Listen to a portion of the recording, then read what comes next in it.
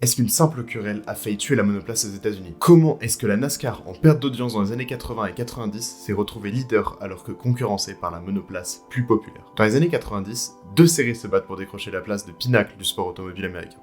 Le kart et l'IRL. Je vais donc vous parler de comment la monoplace a failli être détruite aux États-Unis à cause d'une simple querelle. On va parler de l'histoire de Tony George, le propriétaire de l'Indianapolis Speedway. Donc d'un côté, le kart, championnat historique américain, courant sur plusieurs types de pistes depuis des années, notamment des ovaux, des circuits en ville ou encore des circuits standards. De l'autre côté, l'agacement d'un homme, Tony George, le propriétaire de l'Indianapolis Motorsport Speedway, qui après avoir été évincé de la direction du kart, décide de créer une série concurrente appelée l'IRL pour Indy Racing League. La particularité de cette course, c'est qu'elle court uniquement sur des circuits ovales. Donc en fait, Tony George s'est fait évincer de la direction parce qu'il pensait que son circuit valait plus, il a demandé plus de droits et que les courses soient courues sur plus d'ovaux. La direction du kart a refusé, vous verrez pourquoi un peu plus tard dans la vidéo. Et donc, il décide de créer sa propre série après avoir été évincé. Il met 2 ans à la mettre sur pied et en 96 sort l'Indy Racing League. Kart organization to see if we can't, go forward together. But in the event that's not possible, then, maybe an entirely new series with more of an American flavor. Cette série a été créée dans le but de tuer le kart au maximum et de favoriser la course sur les ovaux. Il va donc créer un règlement beaucoup plus simple. Tout ça dans le but évidemment de tuer le kart et de favoriser son circuit et son épreuve, l'Indy 500.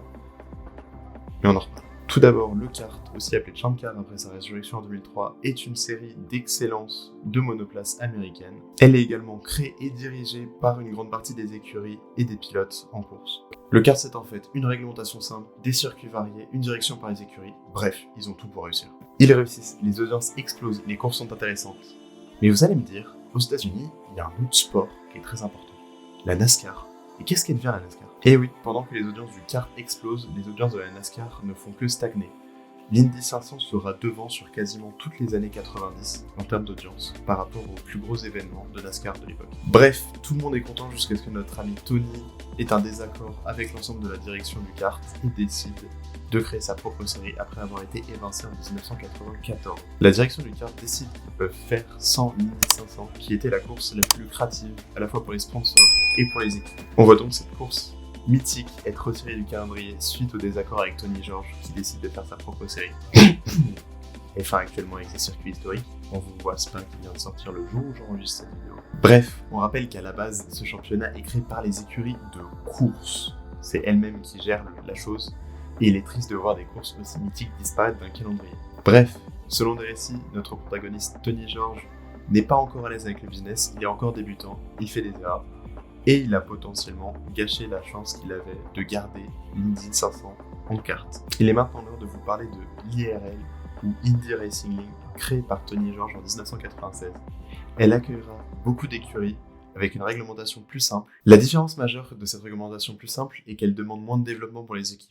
En effet, celles qui ont déjà une voiture en carte peuvent simplement participer au format de l'Indy, et celles qui n'en ont pas ont une porte d'accès beaucoup plus simple puisque les circuits sur ovale demandent moins de développement, notamment au niveau de la direction, ou encore de l'appui aérodynamique à faible vitesse, ou même encore des freins. En réalité, beaucoup de gens pensent que son but était simplement de détruire le kart petit à petit avec de la puissance de l'Indy 500, en prenant des sponsors et en grappillant petit à petit des écuries et des courses au calendrier du kart. C'est donc le début d'un conflit qui va durer 12 ans entre les deux ligues, à lutter pour l'Indy 500 et pour leurs audiences. Pour s'assurer ces audiences, justement, notre ami George décide de mettre en place un règlement spécifique pour la course en 1996, règlement qui ne plaira pas aux cartes, qui décidera de ne pas se déplacer et de programmer un événement sur la même date, l'US Michigan 500.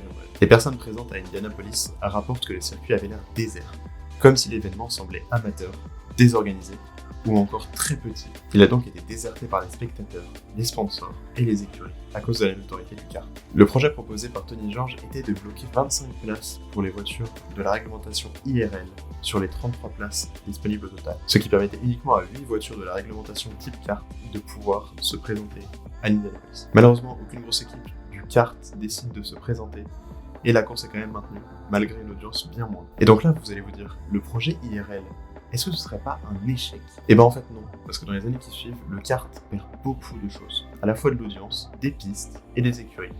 L'Indy 500 en fait pèse énormément dans la balance. Le Michigan US 500 ne remplace pas du tout les audiences de l'Indy 500, les sponsors ne sont pas contents, les écuries non plus. et les constructeurs perdent en visibilité. En 1999, après le switch de plusieurs écuries, la team Penske décide d'engager Juan Pablo Montoya, alors espoir, à l'Indy 500. Il se battra avec Dario Franchitti, l'un étant déjà à cette époque champion de Formule 3 et pilote d'essai pour Williams F1 Team, tandis que l'autre sortait du DTM avec Mercedes AMG. Juan Pablo Montoya sortira vainqueur non sans lutte de l'Indy 500 et de la saison entière. Ne vous inquiétez pas pour Dario, il aura son heure de gloire un tout petit peu plus tard.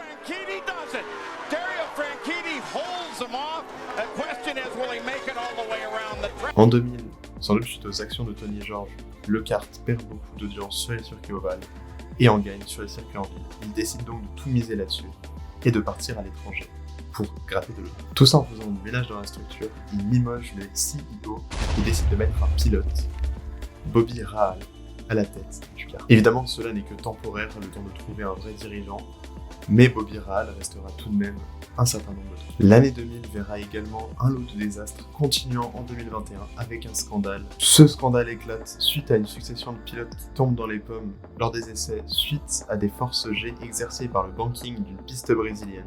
Dans les médias, la nouvelle de l'annulation de la course fait l'effet d'une bombe, accusant le championnat de ne pas tester les pistes et les voitures préalablement.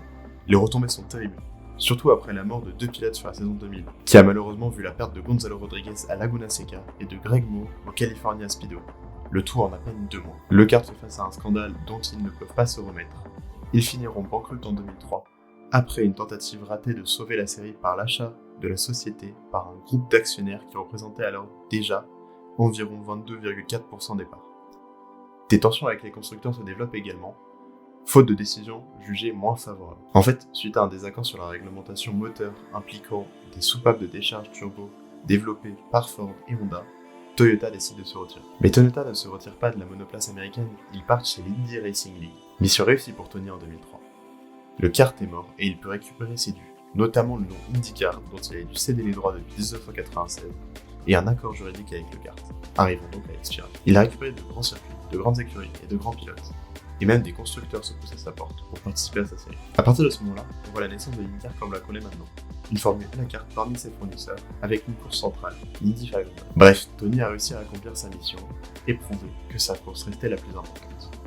Tout ça avec des circonstances incroyables. Et vous allez me dire, et la NASCAR dans tout ça, comment elle a bénéficié de ça? Vous vous souvenez du moment où j'ai dit comment est-ce que la NASCAR, en perte d'audience dans les années 80 et 90, s'est retrouvée leader alors que concurrencée par la monoplace plus populaire? En plus de séparer cette fanbase en deux, l'Indianapolis Motorsport Speedway crée le Brickyard 400, une course comme l'Indy 500 pour la NASCAR. Mais ce n'est pas le seul facteur à prendre en compte. L'intérêt des courses par l'arrivée d'un jeune prodige, Jeff Gordon, peut aussi en être la cause principale. Avoir des étendards et des courses intéressantes, ça fait toujours monter la cote de popularité des sports automobiles. On le voit notamment aujourd'hui avec la Formule 1, qui médiatise énormément ses pilotes et qui en fait des étendards. La Formule 1 est d'ailleurs bien partie pour détrôner la NASCAR en termes de sport automobile le plus populaire aux États-Unis. Ce n'est qu'une question de temps. En tout cas, je le pense. Merci d'avoir suivi cette vidéo sur la querelle qui a failli tuer la monoplace aux États-Unis. J'espère que vous l'avez apprécié. N'hésitez pas à vous abonner, à liker et à laisser un commentaire, soit sur un prochain sujet, soit sur ce que vous avez apprécié ou pas dans cette vidéo, histoire que j'améliore le contenu pour la prochaine fois. Et on se retrouve sur la prochaine vidéo. A plus. Comment je peux faire pour lancer un pic sur l'Astrol ?